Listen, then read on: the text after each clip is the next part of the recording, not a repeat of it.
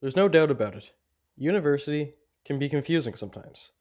What's even more confusing is what comes after an undergraduate degree. Should you go on to do grad school or go on for a PhD? What's the difference? What costs more? What can get you a better job? These are all questions that many students ask themselves every year, and many don't know until they get there.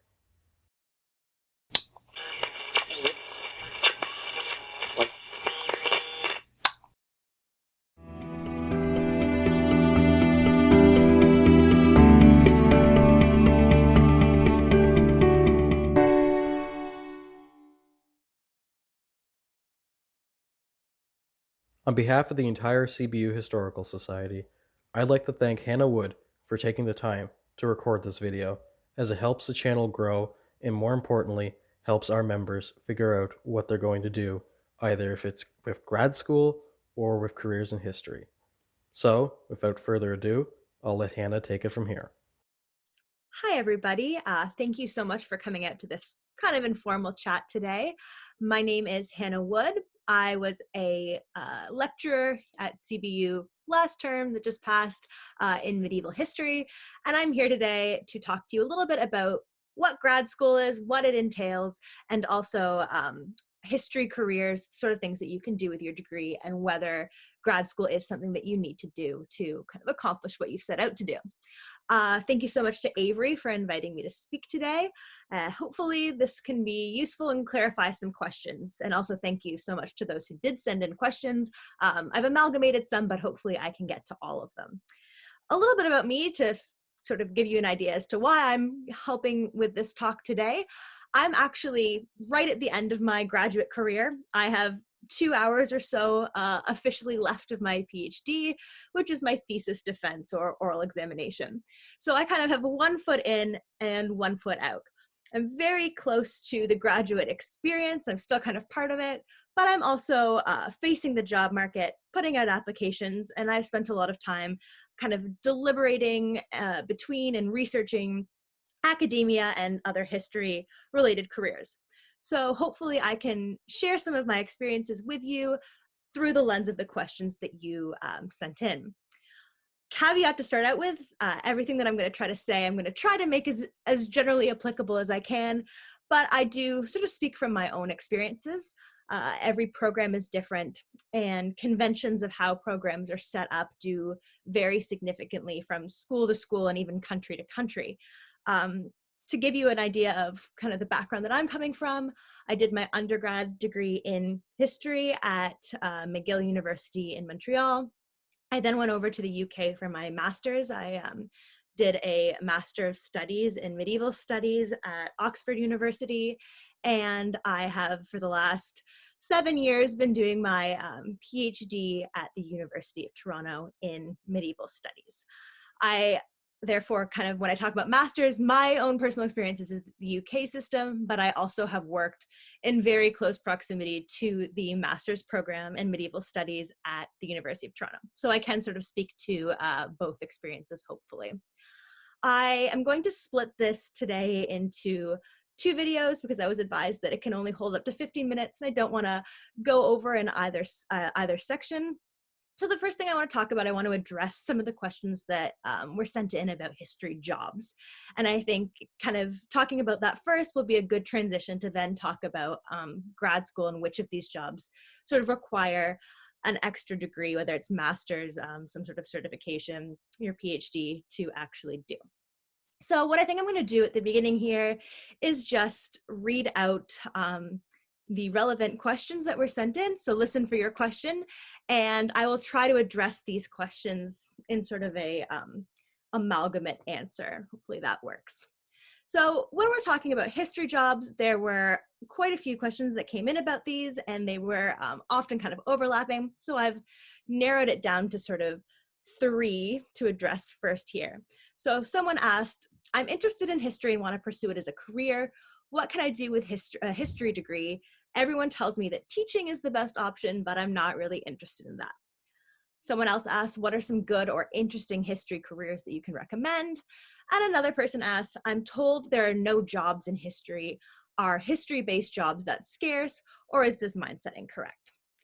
So this is sort of a two-pronged answer. What you can do with a history degree is kind of one question, and what history adjacent or history related careers you can do with a history degree is sort of another question. So there are certain career routes that are often linked to getting a history or a humanities or social sciences degree. As one of the question askers suggested, teaching is often one of them, whether it's at an elementary or high school level. Law is also another one you'll probably hear often. It's kind of a natural route from a humanities or social sciences degree. Both require further certifications or degrees. Obviously, teaching, you need a teaching certification, which obviously varies between provinces or even countries. And law, you do need a law degree to practice. But these careers are often offered as viable next steps because the content of your undergraduate degree in history and the skill set that you acquire do seem to be kind of directly transferable. But you shouldn't feel limited to these careers that are, kind of laid out for you, because in actuality, you can do a lot of things with a history degree or humanities and social sciences degrees, especially in, something like the corporate world, which we usually may not think of as the natural extension. What you want to do when you are applying for jobs with a history degree is really emphasize the transferability of your skill set. So, what history teaches us to do primarily is to think critically and engage with texts and media and information in a very discerning, careful, detail oriented way, but also in a way that allows us to situate what we're processing into sort of a more macro, bigger picture. Research teaches us to synthesize information and draw conclusions, find solutions, form arguments. And humanities programs are known to create really effective writers and communicators, people who know how to articulate thoughts and concepts in a way that is sophisticated and accessible. So there's so much in your history degree or in your humanities degree that does have a direct application to any kind of real world career. You just need to know how to extract these skills from the work you've been doing and present them as assets to a future employer. So if you're entering the job market and you have a history degree and you're not totally sent on doing something that's kind of history adjacent, a really good thing to do would be to sit down and think about the sort of things that you did during your degree. So things like reading primary sources, writing research papers, processing lectures and readings for exams, and then determine what skills these exercises really drew upon or developed and how they might be applied to a prospective career. So that's one answer as to what you can do with a history degree in general. The short answer is you can do a lot of things. You just need to know how to sort of sell yourself and sell the skills that you learned in your degree. History adjacent careers are kind of a different kettle of fish. Someone asked, is it true that these are scarce?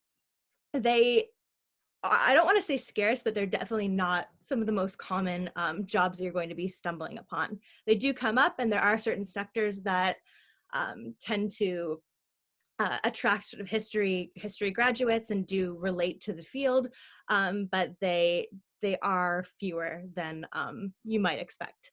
So some obvious kind of history adjacent jobs would be something like a history teacher, something in heritage, museums, libraries, and academia, which is teaching and researching in a university.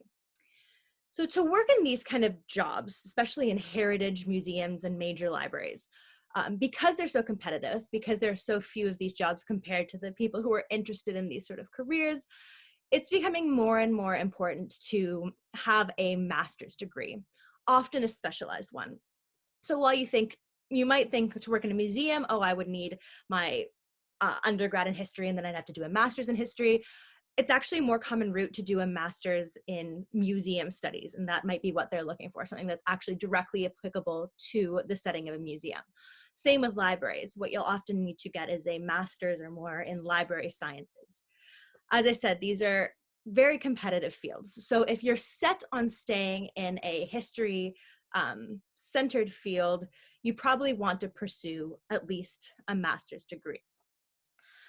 As far as a PhD, I'll start with the last question in this kind of subset. Someone asked, what can I do with an undergraduate degree versus a master's versus a PhD?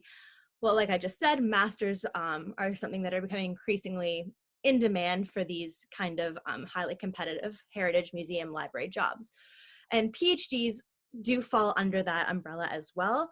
Um, it's just a higher qualification that would put you a step above others when you're competing for these jobs. And more, some of these jobs in museums and libraries and heritage are asking for PhDs. One place that you absolutely need a PhD, there are some exceptions, but it's pretty across the board, is if you want to move into academia.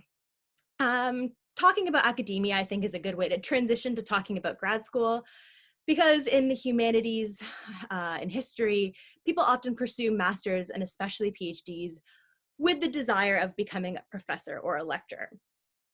This was a fairly dependable kind of career route, maybe 25, 30 years ago.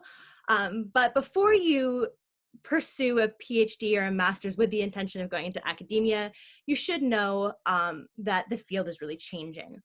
Basically, what's happening over the last 10 years, and really more so in the wake of COVID, um, the academic sector, is really turning towards something called adjunctification. So you're going to see a lot more contract positions, so short-term, fixed-term positions, course lecture for a year, course lecture for a term, as opposed to long-term permanent positions or tenure track positions. So the system's kind of changing to favor these contract positions instead of giving people these longer, more secure career possibilities. So what you're sort of in for, if you do want to pursue these increasingly fewer and fewer opportunities to secure a tenure track job in a university, you're probably in for anywhere from 1 to, more realistically, 5 to 7 years of jumping around short-term positions. And this often means moving from year to year. It means job precarity. Unfortunately, it's not something that everyone's necessarily able to do because the income isn't quite there. You kind of get paid lump sums, and it is kind of a heavy workload for what you tend to get paid. So it's absolutely not something you shouldn't do. There are still jobs that exist, of course, and if it's a passion that you have, I would say pursue it. But if that is something you're interested in, if you've always wanted to be a university professor or work in academia, do your research before you cement one of these positions, before you really commit to taking the PhD route, because it is quite a grind and the payoff is definitely not guaranteed at the end of the day. And so you really should know what you're in for if that's something that you want to pursue. All right, I think I'm going to stop that there for now, and then we will get back to what grad school actually entails in the second half.